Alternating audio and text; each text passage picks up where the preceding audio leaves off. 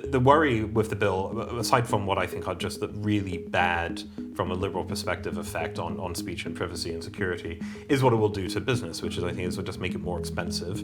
It will empower market incumbents who have more lawyers and engineers than God, and will be able to comply with this. They will complain about it, but we saw with GDPR, right, that big market incumbent from California, especially, did have raised concerns and did have issues with it, but have thrown a lot of resources into compliance that smaller market players don't have. So one of the ironies of this bill, I think, is that many of its supporters criticize big tech a lot, but don't seem to appreciate that they are also the best positioned market players to comply with it once it does become law.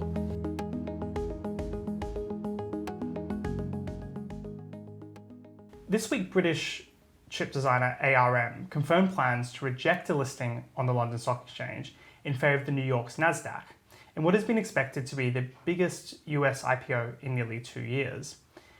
This marks a failure by British Prime Minister Rishi Sunak, who was trying to persuade the owner of ARM, SoftBank, to list in London. Meanwhile, the government is pursuing a range of new regulatory efforts in the digital space, from online safety to digital competition and even the future of AI. This is raising concerns that despite the UK's place as the favoured tech space in Europe, that it's potentially the government's anti-tech agenda will leave that behind.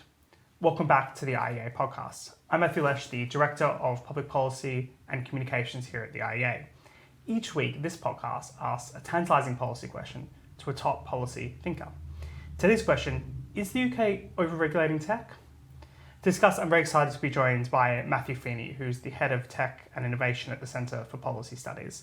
He was previously the Director of the Cato Institute's project on emerging technologies and has written quite extensively on all sorts of different tech-related projects and issues, including in places like the New York Times and the Washington Post. Welcome to the podcast, Matthew. Thanks for having me. Let's start with this immediate news around ARM. So it's obviously not entirely clear why they made this decision or even a specific policy, but it does tend to signal something about the state of the UK's tech sector, that it's not necessarily a place where they want to stay in the UK when they go into that final listing stage. Mm-hmm. Well, I think it's the latest example of the government's rhetoric not matching a lot of its actions. It's all fine for the government to have a very pro-innovation and pro-tech rhetoric, but I think oftentimes we're not actually seeing the technology sector react in a way that's consistent with that kind of messaging. I think as people who work in tech policy, we can sit back and appreciate that the government is saying the right sort of things, is saying it's pursuing a policy agenda that they want to have stimulate growth and innovation. But how the private sector is reacting and a lot of the regulation and legislation they're putting forward seems to be at odds with that. Well, indeed, even when they talk about, I suppose, pro-innovation or pro liberalising measures, there's often very slow carry through. So the most immediate case study here, of course, is the government's talked about liberalising listing rules post-Brexit. And the rhetoric is very high in terms of, this is going to attract all these new businesses to the UK, it's going to ensure that startups list on the stock market. Well, even if the rhetoric has been fine, the actual policy detail isn't necessarily that impressive. And then even that policy detail tends to be very slow before any of that actually comes to light. So you want to, the government talks a big game, is anything actually happening? And then in reverse of that, you see the regulators, I think the best recent example of this, kind of heading in the opposite direction, which is the Competition and Market Authority's decision to reject Microsoft's attempt to acquire Activision Blizzard. Now, there's a whole lot of complex competition arguments you can make around this, but the fact that in the end, the US courts approved this merger, and so did the EU, and the UK is now pretty much the only global jurisdiction where this was rejected. I mean, that also is the kind of thing that sends a negative signal. Oh, it absolutely does. And I think you had the CEO, I think it was, of Activision saying this is just the UK putting up a not open sign or something to that effect. And it's not just the Microsoft Activision deal. Last year we had the CMA also make a ruling regarding Facebook's purchase of Jiffy. And unfortunately, that this trend is off-putting to global investors and global companies seeking to establish a home in the UK. And the CMA is not just previous rulings, I think, that should worry us, but also legislation that's been considered by Parliament, the Digital Markets Competition Bill. And this again is a difficult issue, I think, for the government to handle, because on the one hand, it wants to ensure that the UK is open for business and that tech does come here. But there seems to be endless regulatory and legislative headaches for business seeking to do business here. Yeah. Well, let's get into that then. So we've already had these kind of recent signs that things aren't so great for UK tech under the existing regulatory policy framework. We've now got a bunch of new regulations coming on track. You've just mentioned, and we'll go into that first, the Digital Markets and Competition Bill. So this is the CMA basically saying we think the existing competition regime, even though we are using it more extensively, isn't enough to deal with big tech companies, because big tech companies are monopolists, they have too much market power, they act as, in practice, barriers to entry for newer, smaller firms. They, in some way, therefore, that is bad for consumers, although it's kind of hard to really identify where that badness is. What do you make of that general overall case for we need a lot more competition regulation, and therefore it's what you might, or I might say something like, I think this goes too far, but is there some kind of underlying justification here? Well, it's a good question, because when thinking about competition policy, my personal belief is that you should take a look at what's the effect on the market and how's it harming consumers. And what's interesting about digital markets is that oftentimes when people mention a phrase like that, they think of big California-based big tech companies. And there, I think there are a lot of people that have criticisms of these companies, and for a whole host of reasons. But I actually think it's difficult to isolate very specific kinds of harm that would justify the kind of regulation we're seeing here.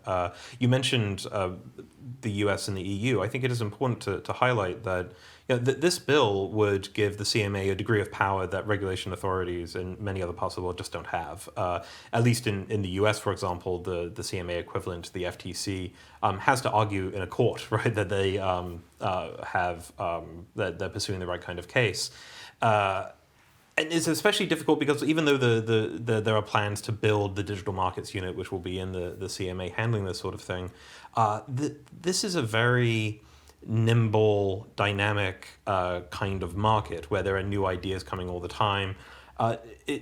It seems to me that we shouldn't be treating or thinking about competition in digital markets the same way some people think about it in steel or oil or commodity goods. This is a kind of market that requires a degree of flexibility, and I don't think the CMA's approach to it is going to reveal or show that at all. Yeah, I mean, what I find quite striking is that the premise of a lot of this work comes from a Furman review, it comes from some CMA work, where they effectively say, we think Facebook's a monopolist or has lock-in power over social media, and then we think Google has lock-in power over search. Now, in the last 12 months, or at the very least last few years, we've seen a lot of those kind of key markets be challenged. It kind of says that it's a lot more dynamic. We have in social media, TikTok is the big rising social media power. Facebook is very much on the down. And in the search space, of course, you have the rise of ChatGPT and AI chatbots, and Bing as a response in some ways to Google, and Google kind of falling behind. That tells you that they don't quite actually have this monopolistic power that has been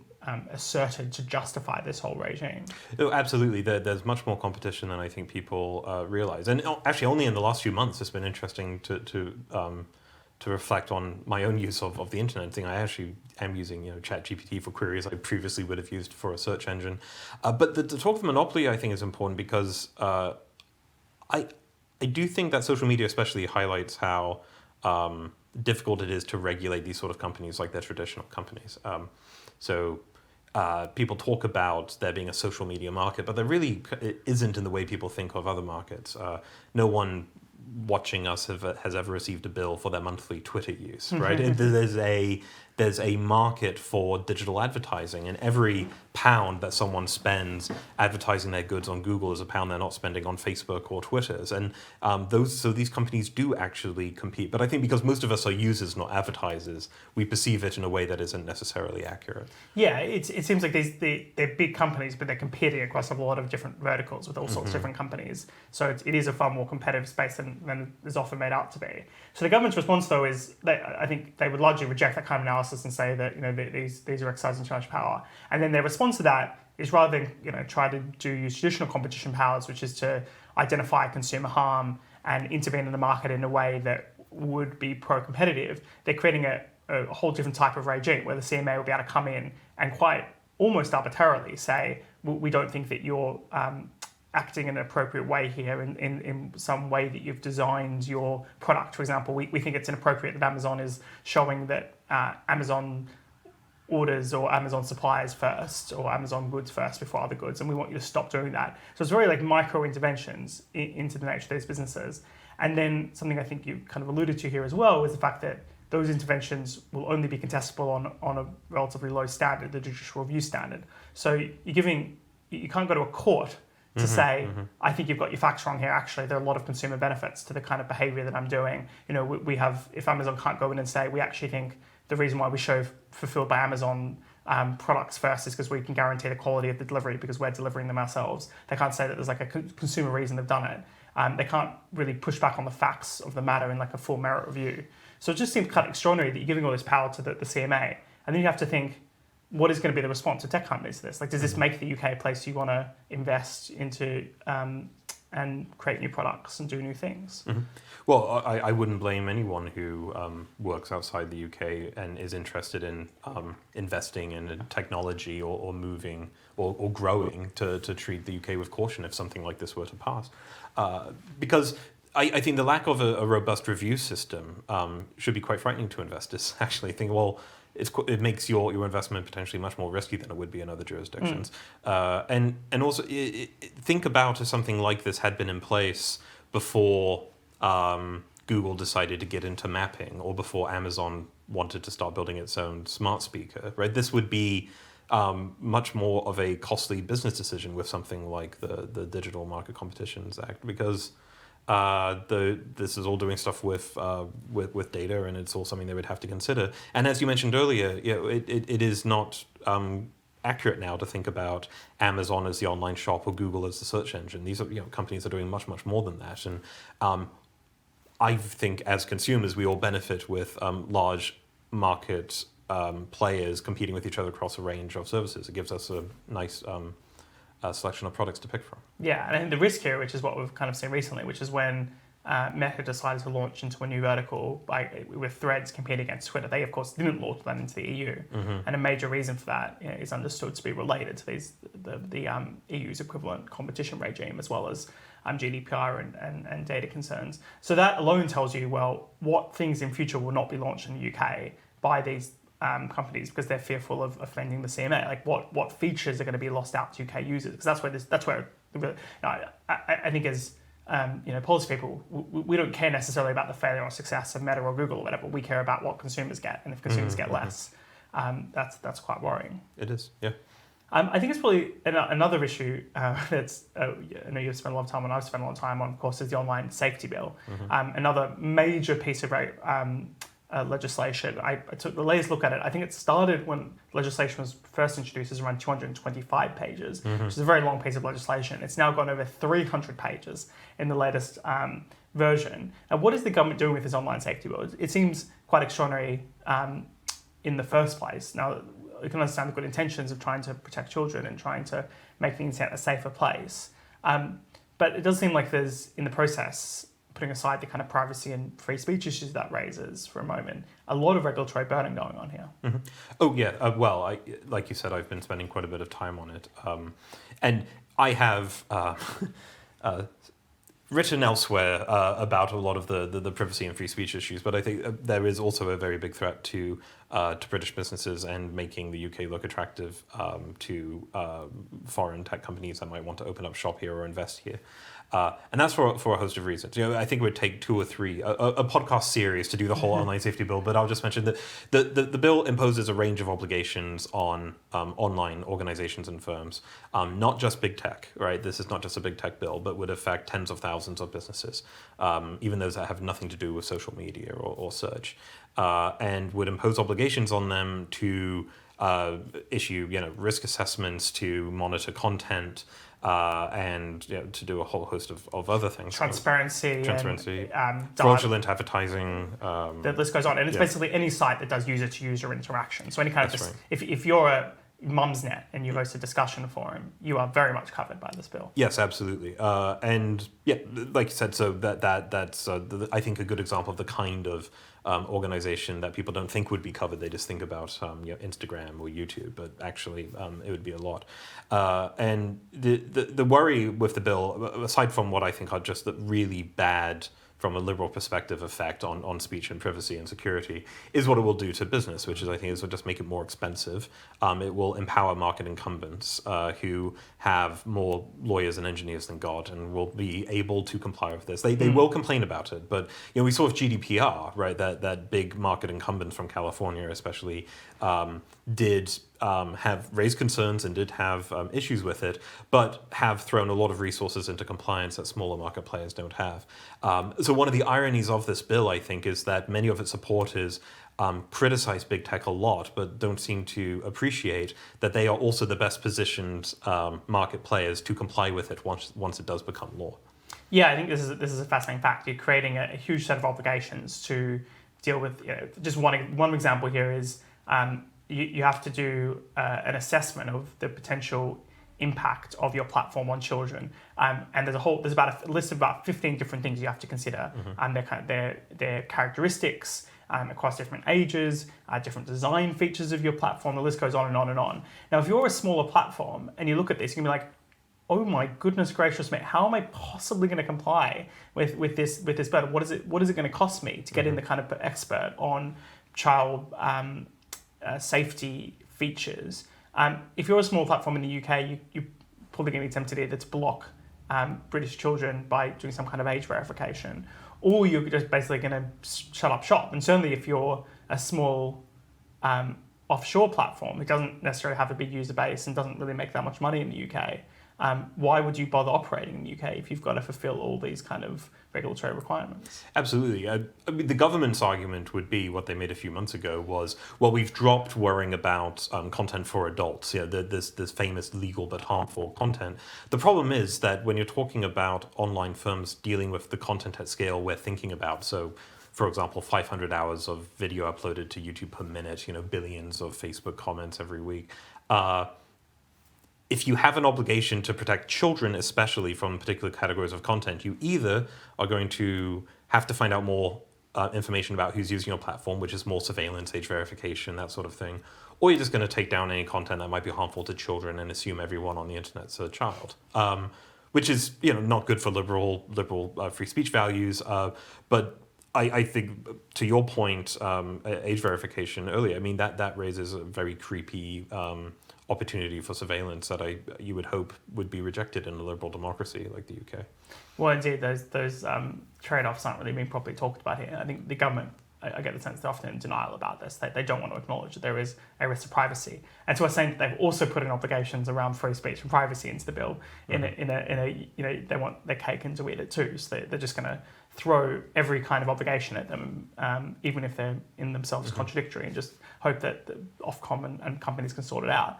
It's worth noting that there's literally hundreds of the duties contained in the bill, but there's also going to be Ofcom who will create codes of conduct, guidance the companies will be expected to follow. So this is all more and more kind of regulatory infringement. I think perhaps the best example in terms of the risk to British consumers is probably when it comes to private messaging, though. Mm-hmm. Yes. The bill empowers Ofcom to issue notices to user services to search for illegal content, child sexual exploitation material.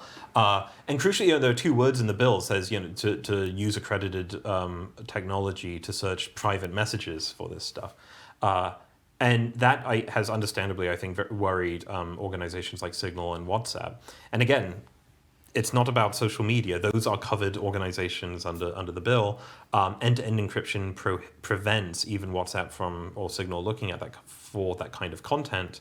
And I don't think it's a surprise that Signal and WhatsApp have suggested that they may leave the UK if this passes, which I think is a completely understandable position from their point of view, which is they're used by government officials, by high-profile celebrities, by millions of ordinary citizens, and to compromise the privacy of millions of people around the world because a small European island nation just passed a bill, I think doesn't make much sense for a California-based company. Yeah, I mean, I'm sure they prefer that the UK doesn't pass this kind of legislation, doesn't set a precedent. I mean, it is quite frightening that there's pretty much no accountability on Ofcom's ability to say you must now use this piece of software, not even your own piece of software. They can require you to use some other random piece of software to scan messages. Now, the government's argument on this is, well, the technology either exists or kind of soon exist. You can do this in a secure way. You just look at the messages before they're sent, and therefore they're still encrypted.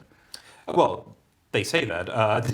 The thing, governments are powerful institutions, but they can't outlaw the laws of mathematics. And mathematicians and cryptographers have not been quiet about this issue and have said repeatedly that this claim is untrue, unless the government somewhere in Whitehall in a basement has actually come up with a completely novel new way to securely and safely break end-to-end encryption, then I'm left unconvinced. Yeah, I mean, it's one of those half-pregnant things. You're either encrypted or you're not. And once you start scanning people's messages for no matter how justifiable the purpose you're scanning the messages for, once you're scanning them, it's no longer end-to-end encrypted. Somebody's looking at the messages.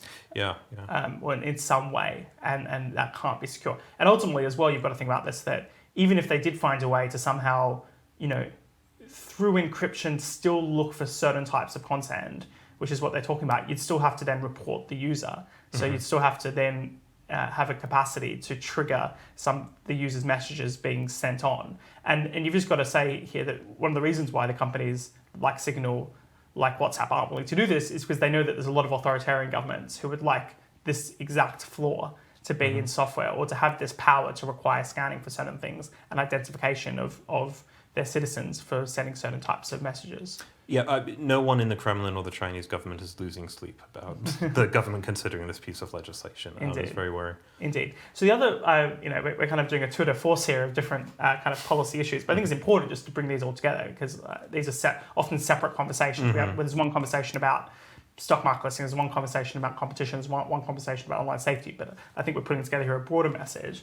The next one I kind of wanted to get your thoughts on was this forthcoming issue, or this live issue in a way, which is of course artificial intelligence. The government put out what I thought was initially a very good regulatory statement on AI, that they weren't going to jump to create a super AI regulator, that existing regulations where appropriate should be enforced in things like Equality Act or GDPR and data privacy. All sorts of existing regulators that touch on AI should be properly given the expertise to deal with whatever particular harms and legal issues show up. But we don't need some kind of new AI system. And then, of course, here comes ChatGPT and the end of the world is upon us and the mood changes. I'm wondering where you think we're at when it comes to AI regulation in the UK. Well, there's been a lot of rumbling. We're speaking now to end of August, and this AI summit in November has been announced. So this is this joint UK-US summit to discuss AI regulation. In Bletchley Park, so for obvious symbolic reasons, I think. I think it's fair to say that the government has not been shy about pushing for a regulatory approach. There was the white paper published back in March, and I think you correctly point out that it wasn't nearly as heavy-handed as I think a lot of people feared it would be. Especially compared to the EU's approach, which is pretty much, the EU is almost like you have to ask us permission before you start developing AI, rather than saying, we're going to let you develop AI and deal with any problems that arise. Yeah, so we have, I think, good rhetoric on we don't want to be the heavy hand that we see in Europe. On the other hand, as we've just, the evidence from the competition bill and the online safety bill is that this is a government that does not hesitate to legislate when it sees a risk or a harm. And I don't worry about robot overlords or living in something like the Matrix, but I do worry about there being unintended consequences with AI that is going to panic lawmakers, and it could be deep fakes or misinformation on ChatGPT. It could be, malicious bots. It could be a whole host of things.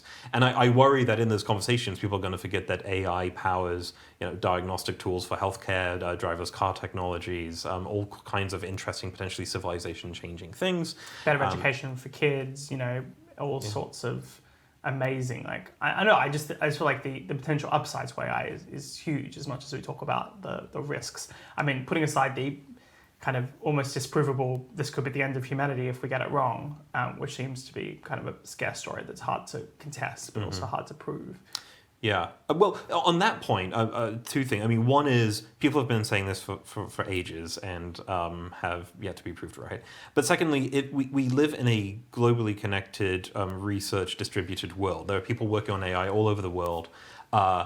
The idea that because the UK, which is a comparatively small country, decides to be very, very cautious on AI because of risk of the singularity or something like that, that is not going to stop researchers in Asia, Europe, America, all over the world. And so I think what we need is research cooperation around the world to ensure that the risks are being carefully calibrated and considered. It would be a real shame if the potential benefits of AI are hamstrung by Hollywood hypotheticals. Yeah, I think that's an important point to get to. I'm just kind of thinking in conclusion. So we've gone through where I suppose there's a lot of concerns about tech regulation. I'm going to kind of stepping back. In what should be our approach to new technologies? How can we build a UK that is taking a liberalised approach? That if we want to be the home of innovation post Brexit, what do we need to do? Well, I'll just crib on one of your previous guests, Adam Thea, right? This approach of permissionless innovation is one we should embrace. I think what we need to change is the government's approach to regulation. All of these different new and emerging technologies are oftentimes born captive into a regulatory environment. So I think the onus should be on regulators to justify their interventions into markets or inventions. So I think the ideal approach would be for government to say, look, if you come up with a new gadget, a new drug, a new invention, you're free to sell it and to market it, but here's when we will intervene. And then for the government to say, we intervene to prevent likely catastrophic harms, threats to infrastructure, life and limb, those sort of things. That'd be a very different approach to what we have now, but yeah, that's what I'd like to get to. Yeah, I mean, I think we can almost say that has been the effective approach that's enabled all sorts of kind of digital space innovation. So where we have massive regression in terms of quality of life in the last few decades is places where you need permission to do something before you can do it. And that's in the physical world. You can't build a house, you can't build a laboratory space, you can't build infrastructure without going through an extensive process of trying to get permission from the government to do it. It's very precautionary and preventive as a premise. Whilst if you kind of compare that to how the online space has worked, Mark Zuckerberg didn't need to ask permission to set up Facebook. Sergey and Larry didn't need permission to set up Google. They could just go and do it. Now, that's not to say that it's been totally harmless, but the point is that if you want the innovation, you can't strangle it at birth. You need to enable it to develop, identify the issues and address them as they come up. Right, exactly. And you also need to account for that there's going to be a learning process along the way. The first cars did not have seatbelts and airbags, and we learned along the way that those might be worthwhile things to. I don't know. There's that economic research that encourages more. That encourages more dangerous driving. I don't know whether you've interesting. Seatbelts in particular that it leads to fewer deaths and more accidents. Oh, anyway, I see what you mean. Yeah. The unintended consequences of regulation, but I'm pro seatbelt. Don't worry. Sure. Put on your seatbelt when you get in a car. Well, the early years of flight were very dangerous. I mean, and I think that but people who are willing to try new technologies are almost by definition risk takers. You do have to be the sort of person that gets into the first airplane it's a non-random selection of people who do these sort of things. But those are sort of people we want to be attracted to the United Kingdom because we want people to come here and tinker and to play with new toys and inventions. But unfortunately, at the moment, I don't think it's the kind of country that it could be in that respect. Well, on that slightly pessimistic note, I suppose, thank you so much, Matthew Feeney from the Centre for Policy Studies, for joining me for the IEA podcast this week. If you are enjoying the podcast, please do subscribe on your chosen podcast provider. And if you'd like to learn more about the IEA and our work, just visit iea.org.uk.